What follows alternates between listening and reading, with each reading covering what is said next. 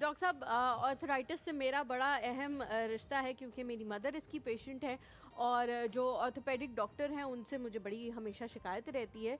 मुझे जो बेसिक उनसे शिकायत है वो ये है कि वो जब नुस्खा लिखते हैं, जब अपनी प्रिस्क्रिप्शन लिखते हैं, तो उसके ऊपर वो सारी डिटेल्स लिखते हैं, इतने बजे गोली खानी, इतने बजे ये, इतने बजे इतने बजे।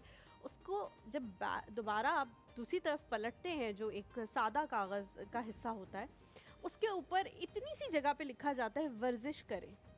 ना वो आपको बोल के कहते हैं कि वर्जिश करनी है, और ना जो है हमारे वो यहाँ emphasize इतना करते हैं उस time। एम्फसाइज है ना। जब आप नेक्स्ट दफ़ा उनको दिखाने के लिए Visit जाते हैं तो करते वो हैं। पूछते हैं कि वर्जिश की, वॉक की, ये किया वो किया। They are not concerned. उनको कंसर्न है कि ये बंदा दवाई ले ले वक्त पे, और जब हमारा विजिट हो तो ये आए और 5,000 रुपये फ़ीस जो है वो बाहर भर के दोबारा से चला जाए।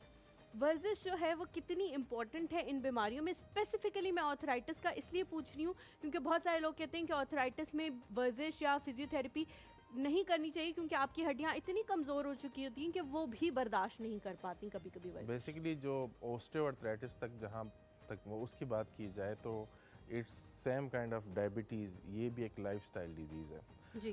अगर आपका लाइफस्टाइल ऐसा है जिसमें इन्फ्लेमेटरी फूड, वो फूड जो आपके जिस्म के अंदर सोजिश बढ़ा रहा है, वो फूड जो आपके जिस्म के अंदर ओबेसिटी बढ़ा रहा है, उसको आप अपने आप से दूर रखें और अपनी ज़िंदगी के अंदर वो चीज़ें ऐड करें, वो एक्सरसाइजेज ऐड करें, वो प्रिकॉशंस ऐड करें जो आपकी नी के ऊपर से स्ट्रेस को हटा रहा होता है। ठीक है। अब ज़्यादातर ऑस्टियोआर्थराइटिस की बीमारी जो कॉमन है वो नी के जोड़ में ही कॉमन है, और आपकी वालदा को भी मेरे ख्याल से नहीं, उनको पूरी बॉडी में वो पर रेमाटॉइड आर्थराइटिस जी, है। रूमेटॉइड। तो वो जेनेटिकली आता है, जी। उसमें डॉक्टर जो है वो कुछ भी नहीं। डॉक्टर अगर ऑर्थोपेडिक सर्जन की जहाँ तक बात की जाए, देखिए कोई भी ऐसा डॉक्टर नहीं है जो चाहता हो कि मेरी दवाइयों की वजह से या मेरी इलाज की वजह से मेरे मरीज़ को नुकसान पहुँचे। हर बंदा इस इंटेंट से काम कर रहा होता है कि उनको फ़ायदा हो।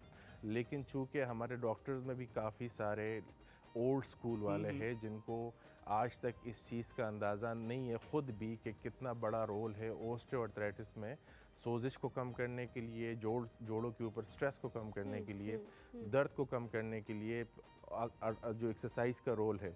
इसमें काफ़ी बड़े नाम हैं आजकल इस्लामाबाद में जिनके क्लिनिक्स सिर्फ और सिर्फ आजकल वर्जिश के बिना पे ही चल रहे हैं। उन्होंने प्रॉपर टीम्स रखी हुई अपने साथ फिजियोथेरेपी की, जो कि उनको वर्जिशें गाइड कर रहे होते हैं, उनको फिजियो गाइड कर रहे होते हैं। सही।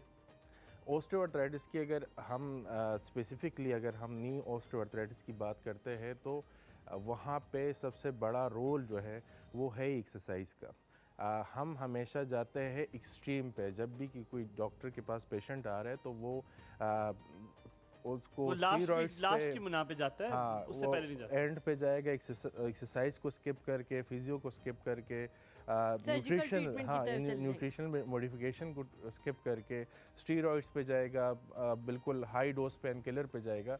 लेकिन उससे पहले जो ऑस्टियोआर्थराइटिस का ट्रीटमेंट है वो है conservative management. There are always steps, हमेशा दर्जे होते हैं इलाज के, जैसे एक बीमारी के दर्जे होते हैं। अगर उस दर्जों से गुजर के एक बंदा ऑपरेशन तक या स्टीरॉइड्स तक जाए तो वहाँ पे हमें एतराज़ पर नहीं है। लेकिन जब वो सारे स्किप करके जो पहला स्टेप है वो है लाइफस्टाइल मॉडिफिकेशन, अपने आप में प्रिकॉशंस, वो सारे हरकतें नहीं करनी, गलत हरकतें नहीं करनी जिससे आपके जोड़ के ऊपर स्ट्रेस आ रहा होता है। उसके अलावा एक्सरसाइज, और देन नेक्स्ट स्टेप में जो है फिर आपके पास मिनिमल इन्वेसिव टेक्निक्स आती है जिसमें इंजेक्टेबल्स होती है। फिर उसके बाद एंड में जाके स्टीरॉइड्स एंड सर्जरी आती है। फिर सर्जरीज में भी